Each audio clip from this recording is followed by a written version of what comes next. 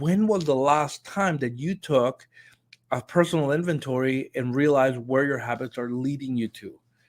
And this is important because sometimes we do things just automatically. This is the way I've always done things, or we've got comfortable. And comfort is such an important thing to focus on because it's an enemy of greatness. I think comfort is the enemy of excellence.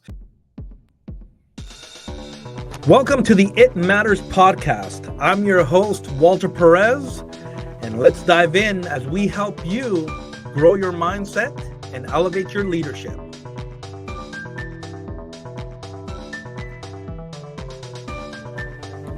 Hey everybody, welcome back to the It Matters podcast.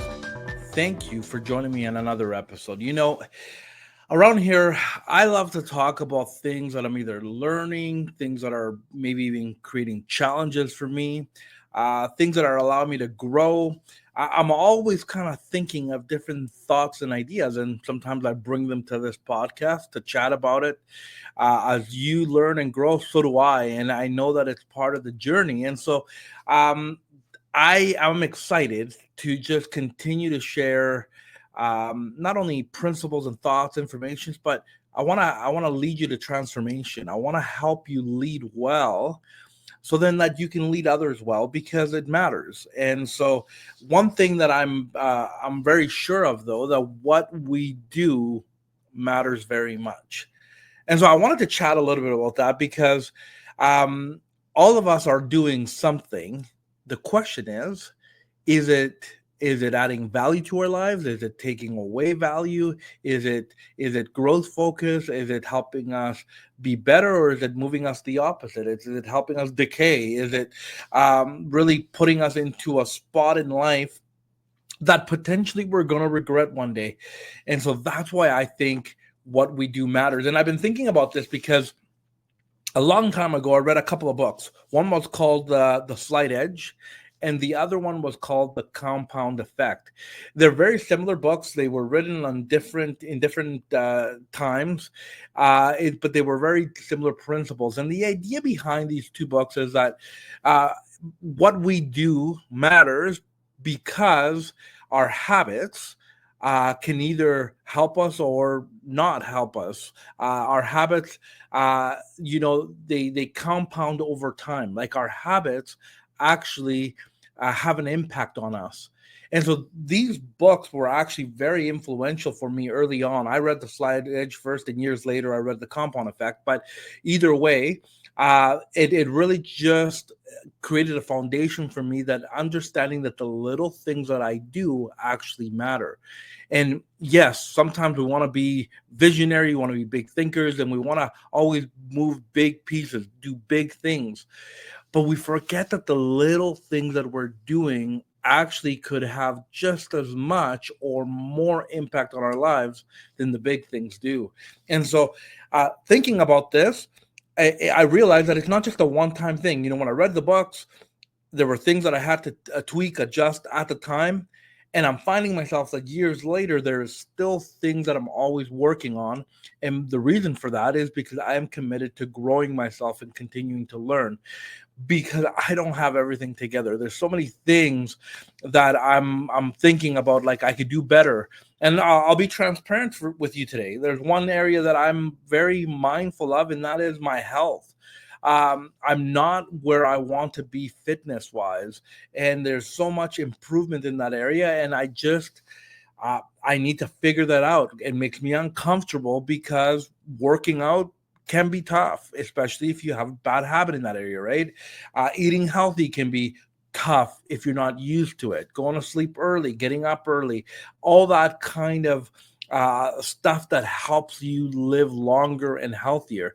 And I'm specifically mindful of this because, like, I have young children.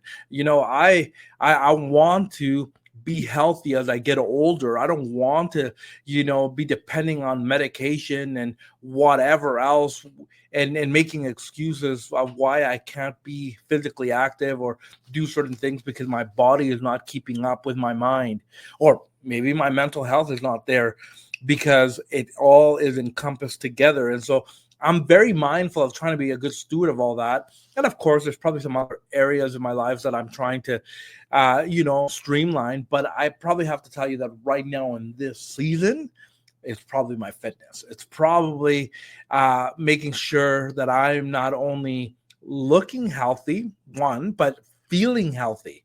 Like I want to feel healthy and I want to feel like I have the energy to be able to do whatever I need to do, whether that's in business, whether that's in family matters, or even like just leisure things and relationship things. I want to have the energy and the health to be able to meet those uh, requirements or those responsibilities that I am part of. And so that's why I've been thinking about um, all this stuff. And so I strongly do believe that what we do matters, our habits do matter.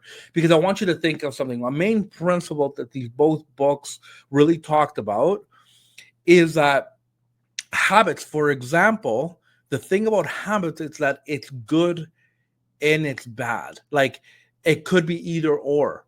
We can have good habits, we can have great habits that end up, doing good things for us, or we have bad habits. And so the word habit or the idea of habits can go either way. And so we need to be very mindful about that because when was the last time that you took a personal inventory and realized where your habits are leading you to?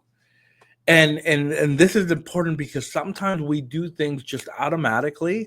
This is the way I've always done things, or we've got comfortable.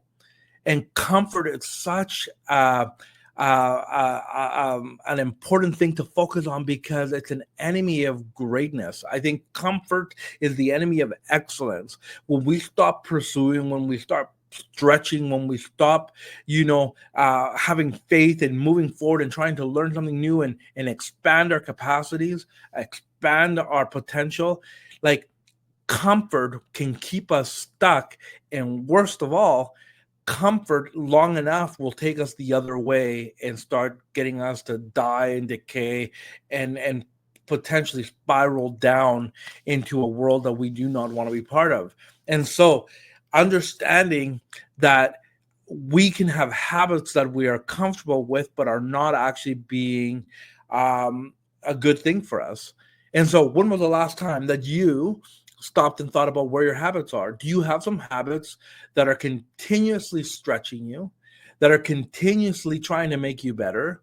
Are there habits that are making you feel healthy, that are making you feel like you're a person on purpose? Do you have some habits that are making you missional, that are keeping a big vision for your life and you're going, okay, I'm excited where I'm going. This might be hard work, but it's going to be worth it. Or do you have some habits right now that you just overlooked and you just kind of let it be? And the thing is that you just you don't have any energy. You don't have any interest in making yourself better because you're okay with it. You don't think there's anything wrong with what you're doing. But if you step back and you look at the overall picture, you can now realize that actually these habits are hurting me.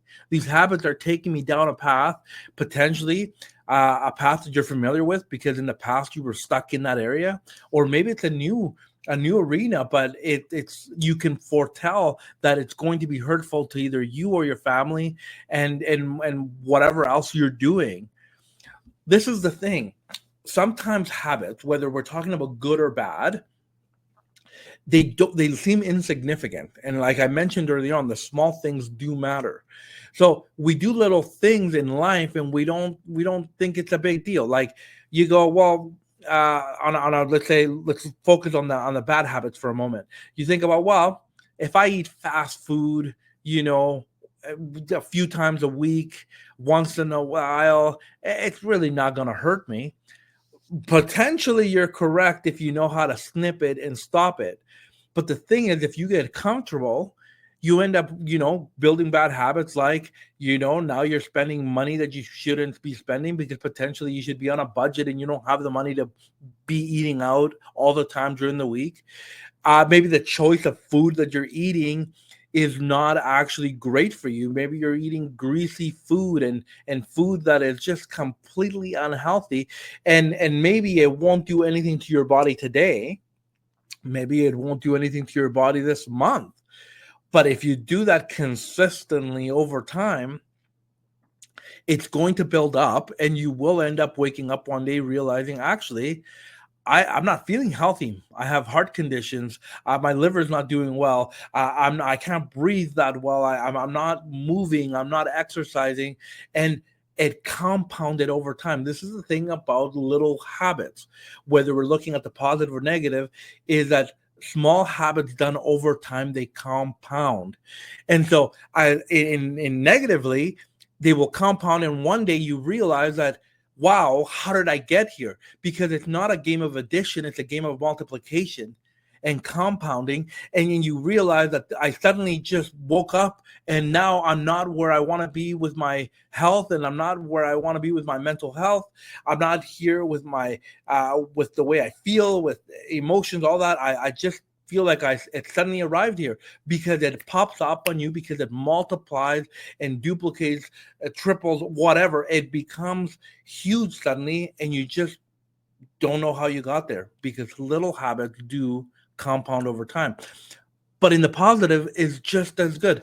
You think about, if you woke up every morning to do a run, to exercise a little bit. Maybe it seems insignificant at first, but when you build that habit, you suddenly start feeling hungry for doing it more often, and even doing more in-depth workouts, and you start feeling healthy. You pick up a book to read, and you go, okay, well, what is it with reading 10 pages every day? That's not significant. I'm not feeling transformed.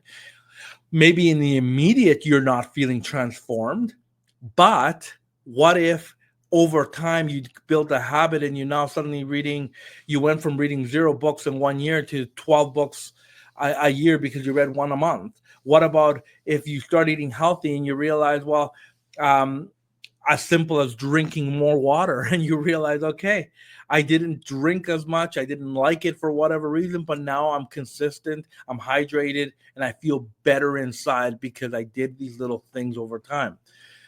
The challenge is being aware of where you're putting your efforts in, and being mindful of the little things that are actually potentially seem insignificant, are actually causing some damage. And so, understanding that, and doing the tweaks and the pivots, and going, okay, I'm going to start working on some healthy habits so I can have a healthy life. I don't want to continue down a road and wake up one day going, I'm older, I don't feel like I have the energy. Now I feel like it's too late. What did I do with my life? Maybe stop. Maybe pause. Maybe this is what you need to do today. Pause for a moment and go, okay, where am I at? Self-awareness is probably one of the most effective things that you can do, because when you're aware, then you have the ability to realize that you can change. So stop for a moment and go, where am I? Like, what am I doing? Is the current life that I have right now, am I happy with that? Is that where I want to stay forever? Or the habits that I have in my life right now, are they taking me to a place? Are they moving me towards a life that I'm going to be happy about in the future, and that I'm going to be satisfied with, that I'm going to be excited to talk about? Am I excited to be able to talk with my kids, my friends, family members? Is this the type of legacy that I want to leave? And it starts with pausing and having an honest conversation with self, and be honest. And if you don't like what you're seeing, then change. That's the awesome part about that, is that you can change today, and you don't have to get stuck in the past and going, well, this is how I've always done things, or you don't know who I am, you don't know where I've come from. I don't care. You can stop right now and change all that. Your past no longer has to determine your present, and your present doesn't have to determine the future. And if it's going to determine, you control it by putting in some good choices, good habits, so you can move forward. This is the other thing, though. When you're going to pause here, and if you're going to be unsatisfied with where you're at, well, then I want you to look at where your value system is, because what you value is what you play out. What you believe is what you live out. And so if you're not happy with where you're heading or where you're at, well, then it's time to make and have an assessment on your value system. What are you valuing? So for me, I value my family. I value my kids. I value where I'm heading in the future. And so one key thing that I have to be very mindful and conscious about is my health, because I want to live longer and I want to be able to have the energy to interact with my family. I want to be able to have longevity in my business. I want to have longevity in everything I do. And so I want to be mindful that in this season of my life, health is going to matter. And so my value of being able to have long-term impact and a great legacy needs to now be transitioned or be transparent right now. And I need to have this realization that I need to change something today for that to become a reality. So where's your value system at? What are you believing about yourself? What's false? What's true? What values do you want to have? If you're not happy with where you've been, then change your value system right now and write it down and go, okay, I value, being a person of integrity. So I want to do this or that. I value being, a healthy individual. So I'm going to have to do this and that. I value, being able to be the best that I can be in my industry. So you're going to have to change some habits if you're not doing that already. So when you think about that, we pause, we become self-aware of where we are presently and currently. We figure out our value systems, so we know where we want to head. And then you're going to have to play a little bit of the patient game as well. Patience is a virtue. You've heard that before. But being patient is going to be key, because sometimes we want everything so quick, and we live in a culture that wants to feed us everything fast, go, go, go, go. And we forget that is not always the way to live life. Having the patient game is going to help us not take shortcuts. Playing this patient game is going to help us not get into the get rich quick mentality, because anything that is built fast, anything that you end up cutting corners on, anything that you become schemish on, will not last. And so this is very important, that we're here for something that will stick. We're here for something that will be foundational, something that you can be an example with, and something that's going to last long. Then you're going to have to do the right things right now and allow them to play out in consistency. And consistency takes patience sometimes, because when we do things, we don't see results immediately. You can start eating healthy today. You can start working out today, and you can't stop at the end of the week and go, what? I don't have a six-pack yet? What? How come I'm not feeling super healthy? Well, you also have to remember, how long did it take you to build some bad habits? Some of us have been doing this for 10, 20, 30 years, all our lives, doing these bad habits. And now we come into this present moment saying, okay, I'm going to do something different. And we expect results in a week. We expect results in a month, and forget that we have to do some work to replace those old bad habits that took years and years to instill in our life. And so now we got to go work the other way. Now, you heard me say earlier on in this episode that habits compound. So don't play the game of like trying to control the speed of this. Be patient, do the right things, put the right systems in place so you can stay consistent and allow it to play out. And I assure you that the desired life that you're hoping for will come a little bit quicker than you anticipate, but you have to be willing to play the patient game. Things will happen. Focus on being consistent and see it play out. And so I hope this encourages you, because I think all of us have something. We have one or two things that we would love to change, and we're not doing it because we're comfortable. We don't want to get uncomfortable. So I challenge you today. I encourage you today to get uncomfortable. Go get stretched, because in the uncomfort of your life is where you're going to build better habits. You're going to do better things. You're going to make greater choices, and you're going to see your life change.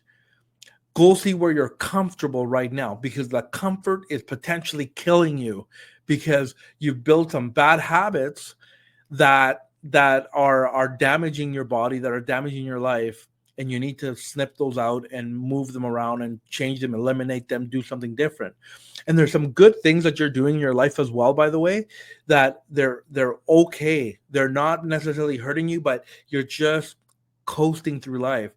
And those, in the end, will probably end up doing some damage, because they're going to keep you locked up within your comfort zone, and then you're not going to actually move forward, and you're going to be comfortable, and you're going to be okay. You're going to be like, well, I'm okay. I'm average. I'm normal. I'm mediocre. But nobody wants to be mediocre. Nobody wants to be average. Nobody wants to just be normal. We want to be able to step into our potential. We want to be able to do the best we can. And by doing the best we can is by continuously stretching and being able to pursue that life that we want to have. And not only then are you going to be a blessing to yourself in the way you live in your life, but it automatically ripples into your circles and to everybody you know. You're going to be the encouragement. You're going to be the example. You're going to be the motivation. And you're going to be that person that people look to and say, hey, if you can change, so can I. If you did it, so can I. I want to know how you did it. And you'll be able to teach and talk about it. At the very least, you're going to be able to walk, side by side with people and say, hey, you're going to be their cheerleader and say, you can do this. Be that example, because this whole podcast is about how do we lead well and how do we help others lead well. When we lead ourselves well, then we can have the confidence and the integrity and everything else we need to lead others into their potential and help them maximize that as well. I am very grateful that you joined me in another episode. I want you to think on this.